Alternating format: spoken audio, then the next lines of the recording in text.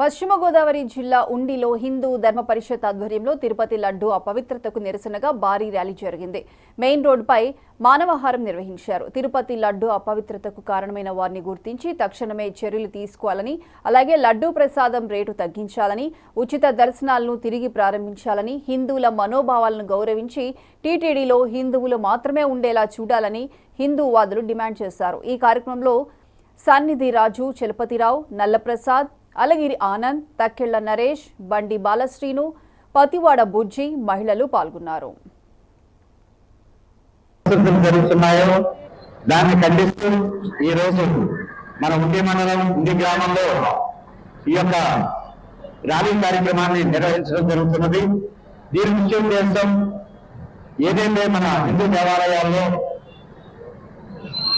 కొన్ని జరుగుతున్న అపచారాల పట్ల, అలాగే దర్శనాల పట్ల, ప్రసాదాల పట్ల, దేవాలయ వ్యవస్థ పట్ల కొన్ని అవకతవకలు ఏవైతే నిర్వహిస్తున్నారో అవన్నీ కూడా ప్రభుత్వం వారికి తెలియజేస్తూ ఈ యొక్క కార్యక్రమాలను హిందువులు సంఘటితంగా పోరాడితే ఈ ఉద్యమాలు అనేక రీతిలుగా మార్పు చెందే అవకాశం ఉంది. కాబట్టి దేవాలయ వ్యవస్థలో జరుగుతున్న చిన్న చిన్న అవకతవకలన్నీ కూడా దీన్ని సరిపెట్టాలని, అలాగే ఏదైతే ప్రధాన దేవాలయాలు ఉన్నాయో ఆ దేవాలయాలు, గోశాలలు అన్ని చోట్ల ఏర్పాటు చేయడం ద్వారా ఈ యొక్క కల్తీ అనే అవకాశం లేకుండా పోతుంది.